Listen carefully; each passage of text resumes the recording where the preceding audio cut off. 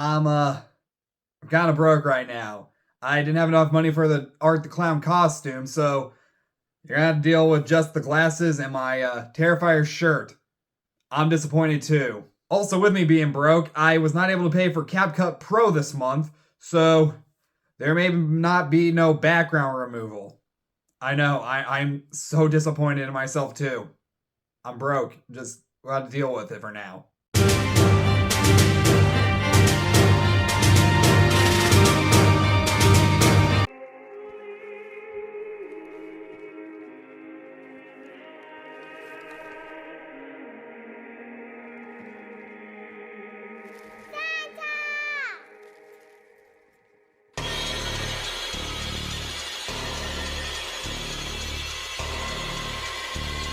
Terrifier 3 comes to us from writer and director Damien Leone, and it marks the re-return of now horror icon Art the Clown as he sets out to unleash chaos on the unsuspecting residents of Miles County as they peacefully drift off to sleep on Christmas Eve. Yeah, I don't care if it's almost been a week since the release of this movie, I'm not letting this film slip by without a review from me because Terrifier has easily become one of my new favorite horror franchises. When it comes to the first Terrifier film, it's not one of the great horror films or anything, but as a quick little slasher flick with some memorable kills and definitely a memorable villain, it's a fun time in my opinion, and it's amazing how this movie that was made on a shoestring budget just blew up in popularity like it did. Which then brings us to Terrifier 2, and I can safely say that not only was this a major upgrade from the first film, but it's also one of my favorite horror slasher movies of the past few years, and this is when the franchise really blew up. With some more memorable and even more brutal kills, a great final girl in Sienna Shaw, and it just blew me out of the water as someone who loves slasher movies and slasher icons like Michael, Jason, and Freddy. I actually remember when the second one came out that someone was talking to me about it, and his first reaction was, "Dude, you saw Terrifier 2?" And the way he just said it made it sound like I had balls for watching it. Which I kinda did because apparently a lot of people got up and left during the movie. Because it was like super gross and all that. Now, despite whether or not you get into these movies, you cannot ignore the impact that these movies and Art the Clown have had on pop culture in the past 2 years. Hell, at the time of recording this, they just announced an arcade-style video game. But now we have Terrifier 3, which for obvious reasons was one of my most anticipated movies for the fall, and boy, could I have not had a better experience watching it. So of course I watched this at the theater I work at, and we all decided to watch the movie at midnight. Actually, it was more around like 11:45, but still pretty close to midnight.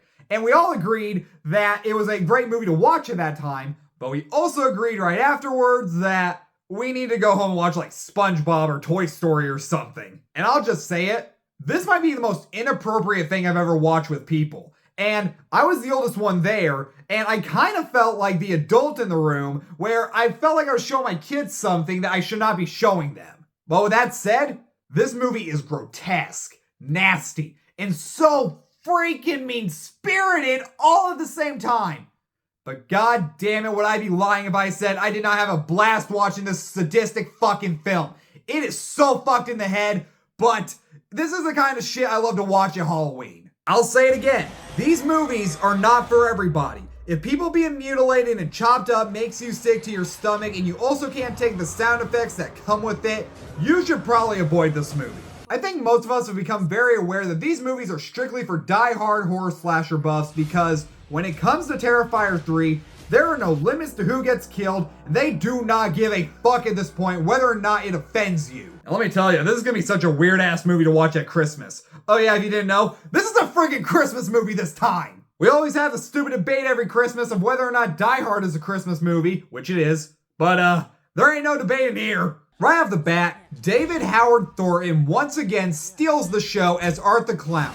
Every time this character is on screen, you're both excited and terrified to see how he's going to top his last kill. But at the same time, he's so freaking hilarious! One thing that makes Art different from most horror icons is that he doesn't wear a mask or anything. So he has to work with his facial expressions, and Thornton is phenomenal with his reaction timing. He got me to laugh throughout the entire movie, and this is definitely the funniest he's ever been. There's even one point where you know Art is gonna do something really fucked up to this guy dressed like Santa, but you just have this big smile on your face watching him interact with this guy at first.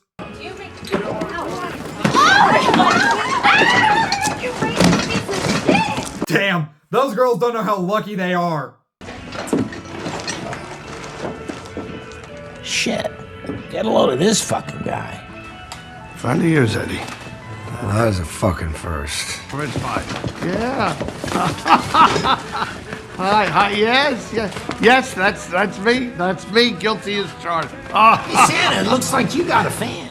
I also have the feeling that there's certain scenes like this where like art is like all like humorous and whatnot, but again, the rest of the movie will not be for everybody. But those scenes I can see people getting into. And with Art the Clown becoming the new big horror icon, I think we got a big new final girl in the character of Sienna Shaw, played by Lauren LaVera. This movie takes place 5 years after the events of the second film, and she is of course traumatized by what happened and tries to forget about it when she moves in with her aunt and uncle. I like the obvious direction they went with her this time around. I think she's on track to become the next Laurie Strode or the next Sidney Prescott. Another character that's more present this time around is Vicky, Art's one survivor of the first film. And just from her appearance alone, she is freaking terrifying, and she can be even more sadistic than Art sometimes. There's one scene involving a shard of glass, and she does something with that shard of glass, and just thinking about it makes my skin crawl. I don't like it.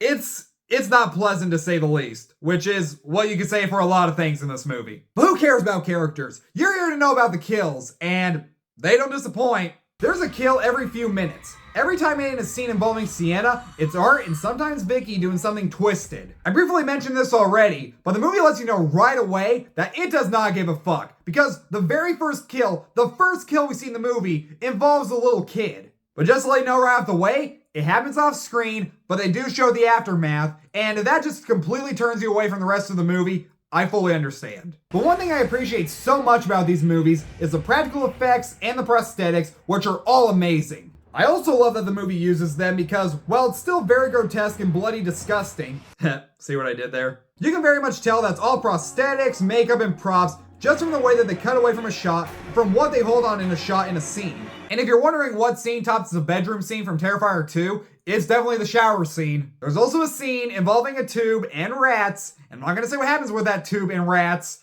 but it's the first time I've ever said in one of these movies, I didn't need to see that image. The movie does eventually get to be so mean-spirited and gross to the point where I had to question myself on, why do I love these movies so much? But then I thought to myself, how am I supposed to hate a movie where Art the Clown takes a chainsaw, puts it up a guy's butt to the song A Very Terrifier Christmas while he starts making bloody snow angels? I love that. I just love that, and I don't know why. It's just that sadistic part of my mind that says, yeah, I love that for some reason. I question it, but at the same time, I don't care because I enjoy myself too much while watching these movies, and I think that was also the scene where I realized, oh yeah, I love this movie. Also, these movies are so over the top with the kills and how much blood they use that it's impossible for me not to have fun with these as a horror slasher fan. And just like the last film, it is very fast paced and it went by rather quickly for me.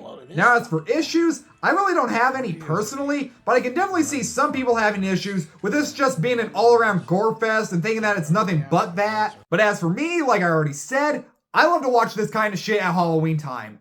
And I guess now Christmas. Seriously, is anyone else gonna watch this movie at Christmas like me? But in the end, I had a blast with Terrifier 3. No pun intended. You have to see the movie to get that joke. If you're a fan of the first two films like me, this is a definite must-watch, but fair warning, it for sure tops the previous films. And if you are not a horror fan or you cannot take an excessive amount of gore, avoid this at all costs, and you will probably thank me for telling you that. But yeah, I love it as a fan of these movies. It gave me exactly what I wanted from it, and I'm so glad to see the impact that these movies and Art the Clown have had on pop culture, and I applaud Damien Leone and anyone who's ever had a hand in working on one of these movies. I'm gonna give Terrifier 3 an A-. I also just gotta appreciate that the reason that Damien Leone is so grotesque and mean-spirited with these movies is just so they get an audience reaction and they get good word of mouth. That's a good marketing strategy in my opinion. I've also been hearing that, just like the second film, a lot of people have been walking out of this one because it's so gross and mean-spirited and all that jazz. I don't know what that was either. But anyway, yeah, it's true because I know some people personally who have walked out of this movie. A friend of mine who was watching it with me said, fuck this in the first 15-20 minutes and went home. But I just gotta ask, what the hell's the difference between a Terrifier movie and a Saw movie? I mean, they're pretty on par with each other, and honestly, Saw is more realistic when it comes to like its gross out moments and whatnot. Thanks so much for watching, you guys. Subscribe to my channel, like this video, turn the notification bell, and while you're at it, go follow me on Instagram and TikTok at Trev's Movies, and I'll be back later with more reviews. See you then.